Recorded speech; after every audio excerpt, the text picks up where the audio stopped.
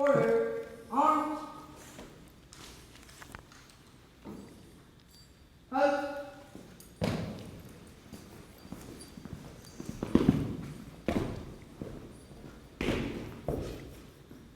Forward. Arch.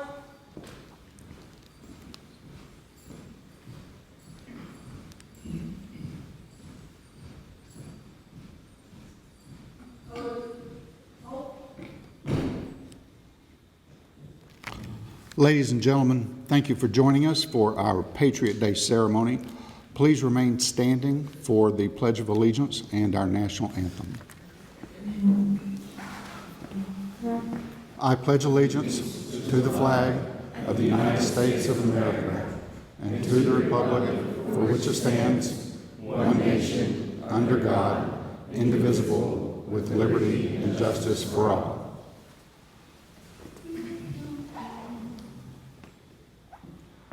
Oh, say, can you see by the dawn's early light what so proudly we hailed at the twilight's last gleaming, whose broad stripes and bright stars through the perilous fight o'er the ramparts we watched were so gallantly streaming, and the rocket's red lamp above bursting in air gave proof through the night that our flag was still there.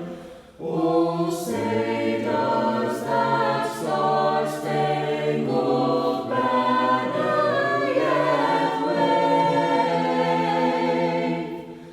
o'er the land of the free and the home of the brave?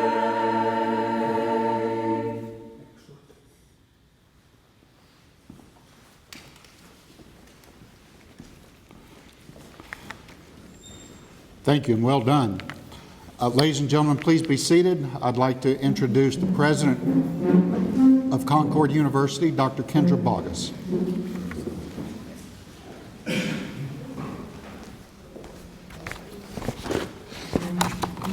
Good morning and welcome. Thank you for joining us here today.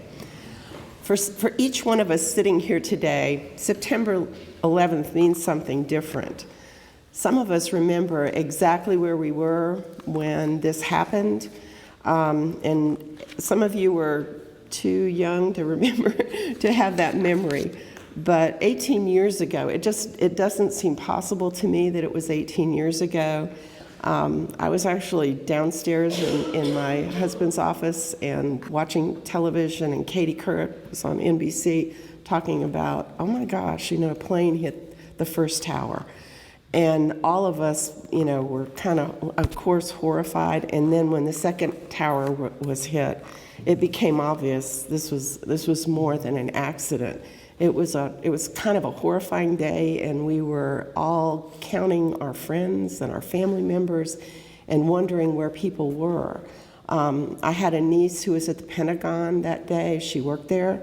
But there was another faculty member here at Concord whose brother-in-law was on a plane in Greenland, couldn't come back for 4 days because all the flights stopped. It was a really horrific, terrifying day. But we're here today to honor those who were lost and those who protect us and protect our way of life. In each of our lives, no matter what generation we're from, we remember those people who are heroes and who supported and protected us. For me, my contemporaries were in Vietnam.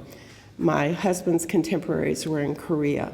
My father's were in World War II. Yours, as young people, are probably in the Middle East and Afghanistan. You'll remember that your whole life. And you'll remember the things and the moments that were so important in our nation and in the history of our nation. And we're going to remember always the sacrifices they make. You're going to remember your friends who didn't come back or who came back differently. And many people have made great sacrifices for all of us, and we are here today to remember all of them. Today, and on Patriot Day, we're going to welcome a very special guest speaker. He's devoted his career to improving our security and our safety. And it's my pleasure to welcome our guest, who I think you'll find to be a wonderful person, Mr. Michael Todorovich. He's the director of the West Virginia Division of Homeland Security and Emergency Management. Please welcome him for me.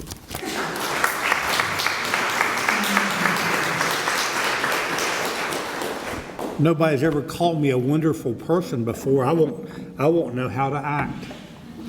My mother died on December the 12th, 1999, and she had left me some notes a couple years before she died.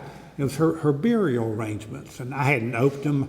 Mom had been pretty healthy, and when I opened them, probably 8 hours after she died, she had written a note in there, "Mikey, I want you to preach my funeral and use a few short words."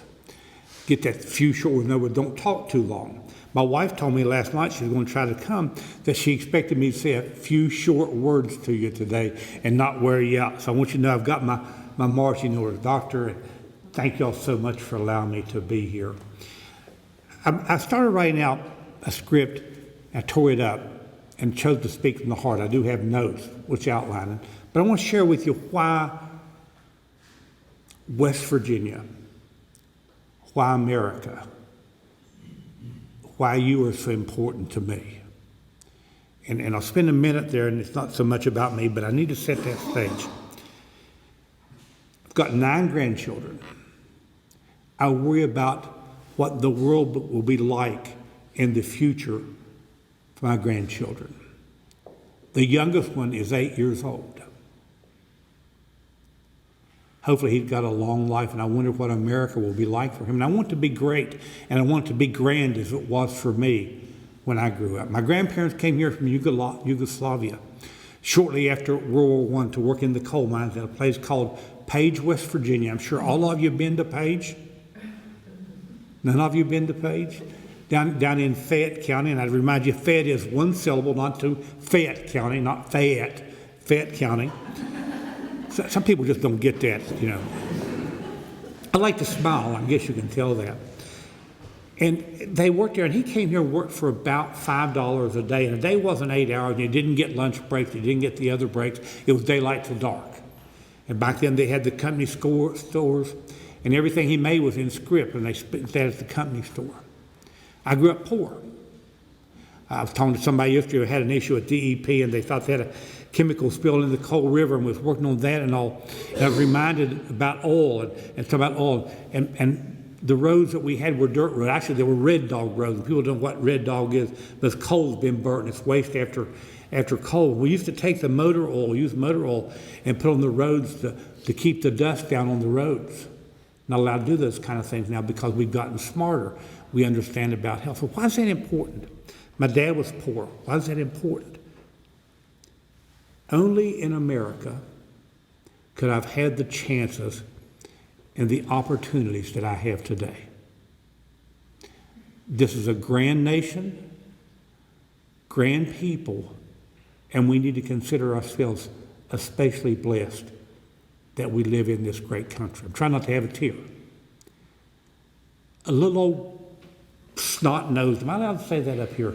A little old snot kid from Page, West Virginia, is speaking to a bunch of college students and college people and a doctor. That's a pretty big deal, isn't it? Come on, isn't that a pretty big deal? It's an honor for me to be here. It's not an honor for y'all coming here. It's an honor for me to be here with you. And I don't have these privileges only because I'm an American. What a great job you did on the national anthem. That still gives me chill bumps. I'll be 73 in October, and I don't ever want to lose that. I don't want you to lose that. So let's start a little bit, and then I'll come back to some personal things in just a moment.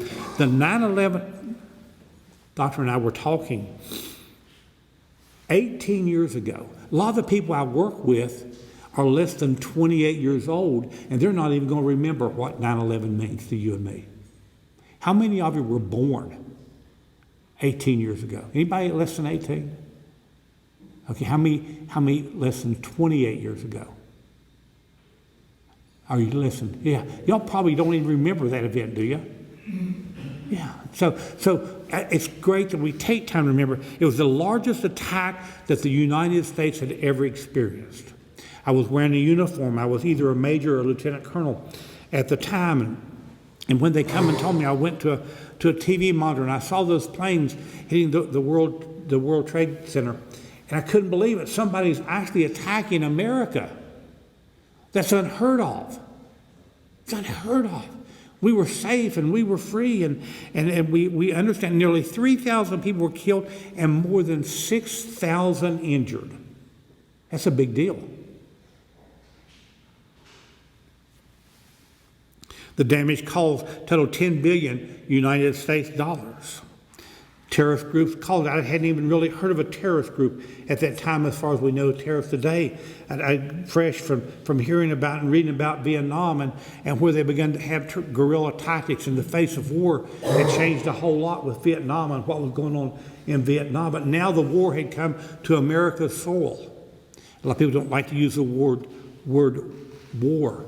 But it is a war with terrorism, and we can put it any way we want to, but it's a war with terrorism, and America must stand strong. The World Trade Center, the Pentagon, I was at the Pentagon like a month after this and saw the tarps and saw the hole where that plane had gone into the Pentagon, and it tore at the heart of who I am. Why? Because I'm an American. I'm a patriot. I love what our country stands for. It was reported that 19 terrorists hijacked and took control of the passenger planes.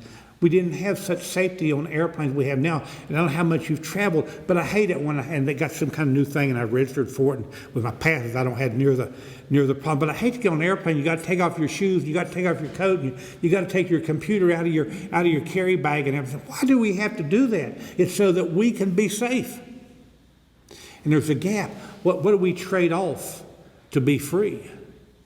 Some controls, some safety. Two planes, United Airlines Flight 175 and American Airlines Flight 11 crashed into the World Trade Center. 77 crashed into the western side of the Pentagon. 93, which was going towards D.C., went down in Pennsylvania. These airplanes crashed. Terrorists left the entire nation in a state of shock. I'll never forget there at the military institution, everybody was talking about what was going on. I had folks working with me, and we didn't know what was going to happen. We didn't know what was next. It was uncharted territory for America. We had no plans for something like this. And some of our civilian technicians, we had to give them M16A1 rifles, and they walked around and they guarded the armory, and they didn't have any ammunition. I don't know what good it does to guard something without ammunition. You got to love the thinking of some of the leaders and everything. But it was a whole different world. Many memorials were constructed afterward, and we'd drive by and we see signs all over the place, God bless America. I ask the questions, what's happened to those signs today? I'll come back to that. Been 18 years since those attacks, but the memories are real, and we watch the TV. I'm going to share a little bit with you about my life and why this is important to me, if that's okay with you this morning. I grew up, as I said, poor and rural. I joined the National Guard, and they told me they did this test. They needed people to go to officer candidate school. I didn't even know what officer candidate school was, only in America. They gave us a test, and my IQ was high enough that I was authorized to go, and I went to officer candidate school. Had a chance and graduated second lieutenant. To me, that was a pretty big deal, except I didn't really know what a second lieutenant was before I started. But I learned so much, and the military gave me so many opportunities, and I advanced through the ranks and had a great career in America. Love America. When you're in the military, you love it. I want to read to you the oath that I took, the oath that still stands true in my heart today, and I think it's a good oath, and most patriots today, most civilian leaders today take this same oath. It says, I do solemnly swear or affirm that I will support and defend the Constitution of the United States against all enemies, foreign and domestic, that I will bear true faith and allegiance to the same, that I take this obligation freely. You see, I took it because I wanted to serve this great country, without any mental reservation or purpose of evasion, that I will well and faithfully discharge the duties of the office which I'm about to enter. So help me God. When we take an oath to love this country, to support this country, and say, so help me God, that goes to the core of who I am. It should go to the core of who we are. We stand as Americans, and the world looks up to us. I'll come back to some of that in just a moment. I love this country. I will share with you, I can't spend much time here, but I'm also a pastor, and the Bible, the Christian Bible talks, and I'm not trying to preach to you, present my opinion, just what the Bible says. It talks about a falling away of belief. I believe America has fallen away from core values. You ever watch I guess it's news at 6 o'clock up here. It's what times it comes on.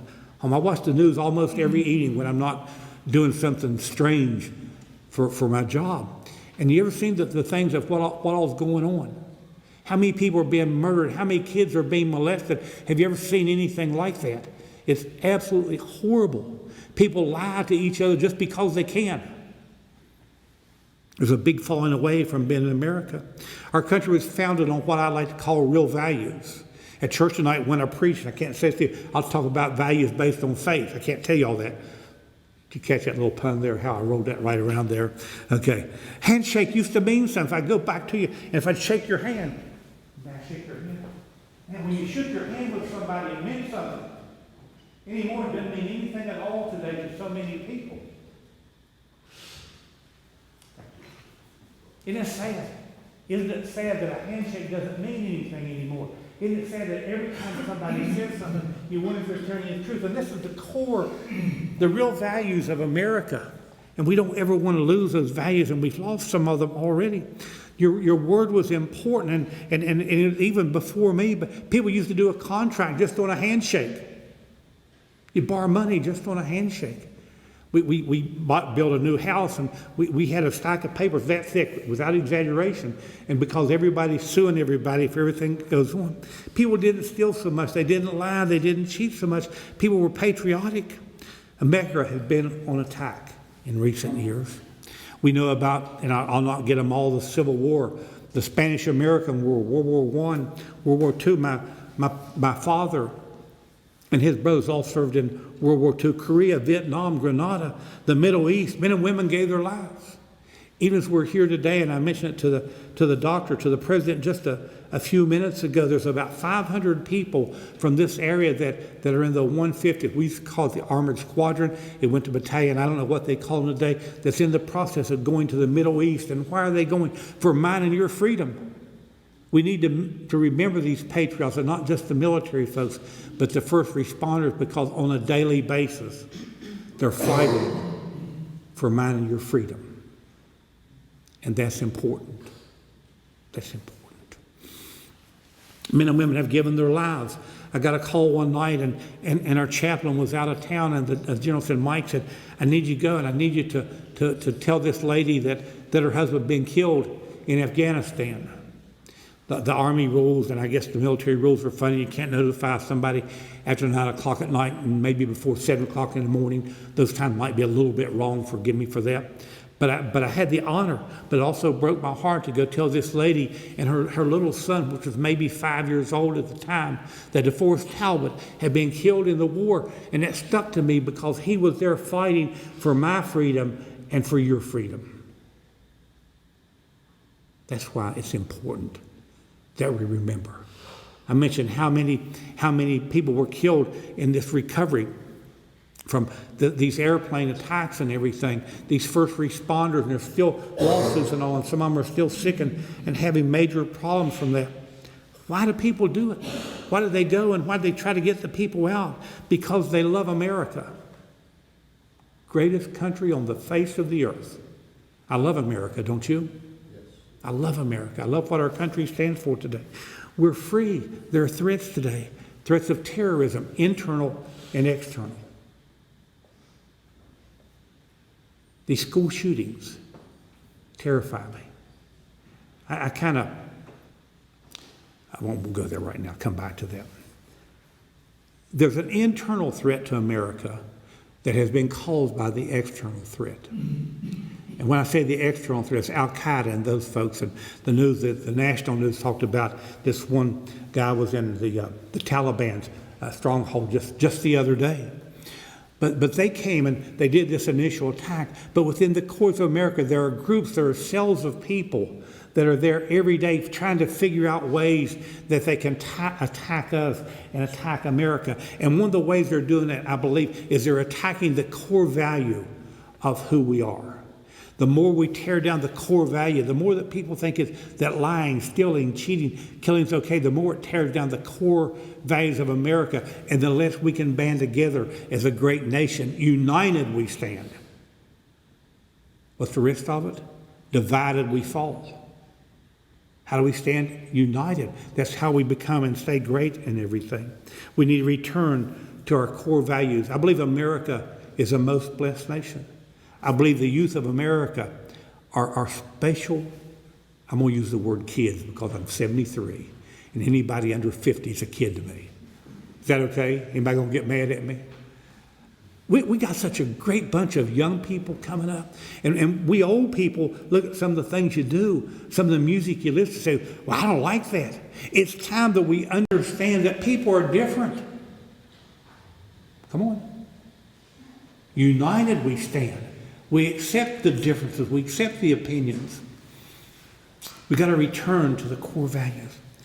America's hated by so many countries today. And last night when I was finishing up my notes, I said, well, why are we so hated? You'd think people would love us. We give people, when there's floods, we give people money, we send them help. They're part of it, they're jealous of us. We've worked hard to get where we are as a nation. Men and women have given their lives. During the wars, women went to work and they worked in the manufacturing plants, and we just didn't have enough. They're jealous of us because we're prosperous. They think we spend too much, we waste too much. They don't like us because we're Americans. I'm proud to be an American. I'm proud to be an American today. For those I recount, I have one page of notes left. Okay, is that okay, Dean? Can I go one more page? Okay. Working with the airport, and if you remember down in Charleston, they had a problem with their runway, and part of it fell off and all. And I've gotten pretty close to some of those folks there, and it's a constant battle. And then people get really aggravated. Somebody went through the line the other day, and they had a pistol in their baggage, and they couldn't understand what the big deal was. So I just forgot it. Why is that such a big deal? You just don't know. You just don't know if they forget it or if they intend some harm to somebody. The other day I was flying to Philadelphia, and I had a carry-on bag, and I had a little thing of shaving cream, and it didn't have any in it. So I took a big one. My wife said, you can't take that with you. What do you mean I can't take it? It says too big of a can. You see, we have to give up some of our freedoms for some of our safety. And I don't know where the balance ought to be, but I will tell you, people are working daily to make sure it's the right balance. We need to be aware of what's going on. I was in charge of the logistics and a good part of the World Scout Jamboree over in, tell me, what is it, Fayette or Fayette? Fayette, one syllable, right? Over in Fayette County, down at the Bechtel Reserve. And I worked with the National Guard and worked with all those folks. And the biggest thing we had to contend with was how we were going to protect all these kids from all the potential terrorist attacks and all the different things that could come because of all the countries. I think 170 countries, 117. I don't remember. But all the things, we had to worry about people coming up and wanting to attack them from the backside. We had to wonder if maybe they would bring something in to do harm to America. Years ago, we wouldn't have to worry so much about all those things. But it's a real threat to us today.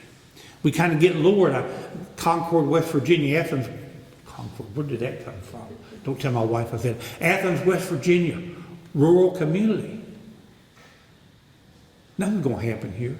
Don't let your guard down. We're just as vulnerable and just as much opportunity in Athens, West Virginia, or Page, West Virginia, or Charleston, West Virginia, or Washington, D.C. I believe that what we're going to see, and this is Mike's theory, can't prove it, I believe we're going to see many more attacks and many more threats and many more activities to the core of America than some of the big things, because we've tightened up on the big stuff. It leaves the core more vulnerable. Be alert. Be vigilant. My wife was in the military. She retired. She was the first female command sergeant major in the West Virginia Army National Guard. Quite an honor. If you go to her day, and she took our camper, I was telling them a while ago, she took our camper to Stonewall. If you'd opened the console on her truck, she's got a .38 pistol in the console because she's a woman alone, and now you have to worry about what's going to happen to you. I don't have mine with me because I'm here on a school campus and didn't think that was right. Didn't have to worry about those things so much before. Why do we want to be alert? Why do we want to be vigilant? Because we love this land. I'm going to ask you a couple of questions. Where were you when the attacks came? Some of you weren't. I think everybody was born. Some of you maybe was less than 10 years old and you don't really remember. What were you doing? I can remember as clear as anything. I'm sure most of the senior adults can remember what they were doing that day and how I got the call and how I went to the TV and how I couldn't believe it and how tears come down the cheeks because our land, our nation, my home was being attacked. Didn't like that. What did you think? I didn't know what to think. I wasn't even really coherent. But here's where I want to close with you today. Will you, will I, will we remember 9/11? I pray that we do. Would you bow your head just for a moment? And I want you just for a moment, right where you are, think about this great nation.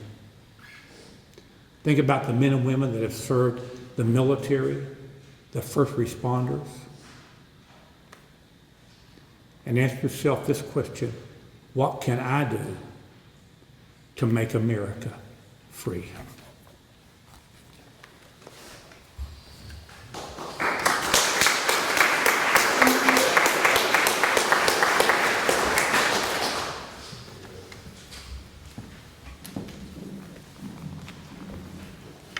Thank you, Director.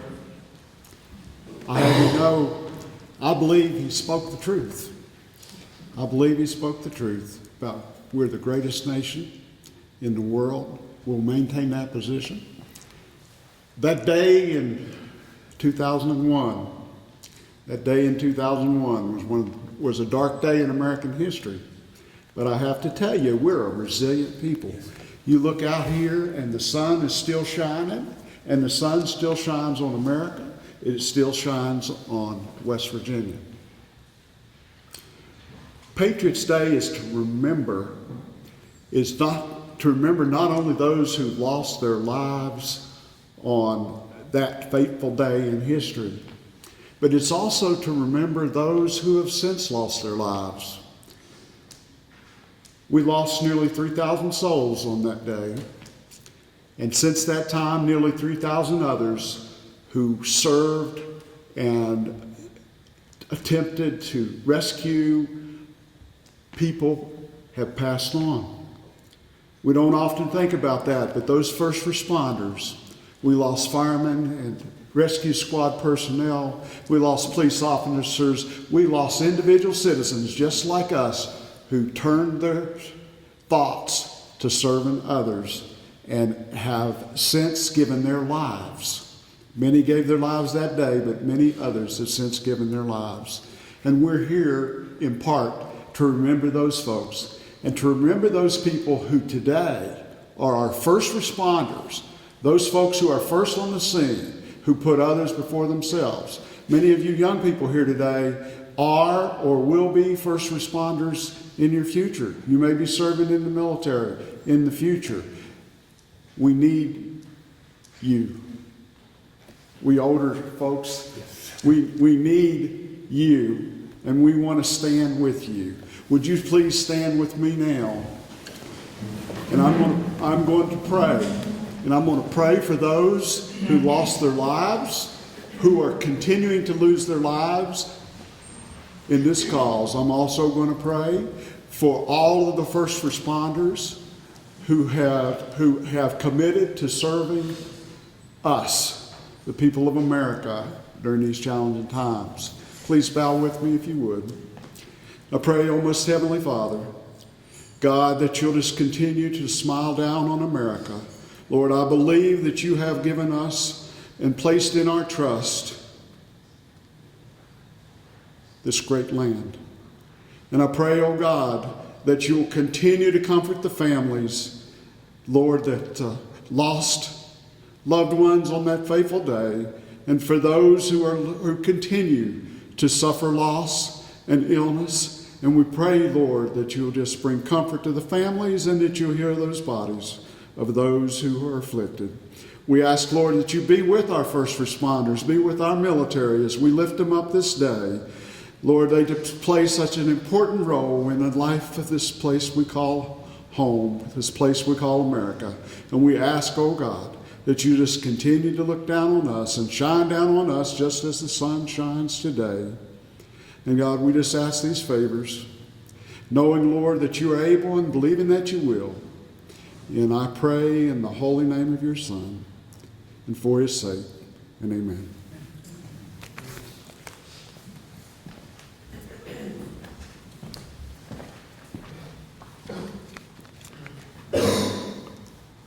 Let's please observe a minute of silence.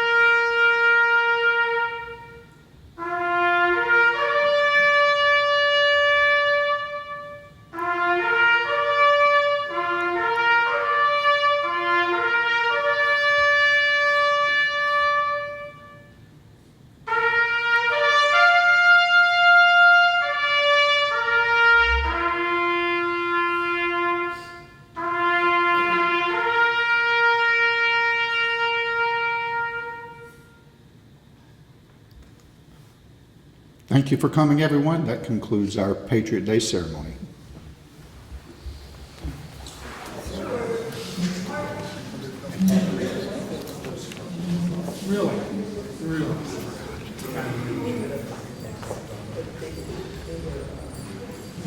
Art time. Art. Color art. Oh. Post.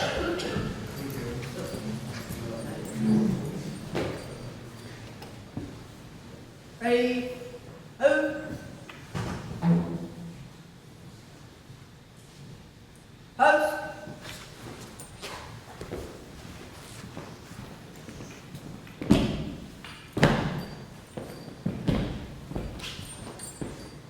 Colors reverse. March.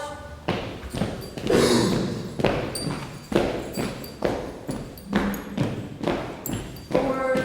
March.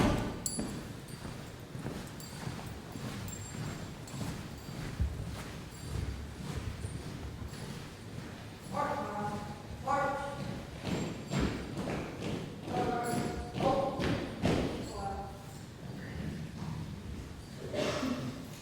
Thank you, everyone.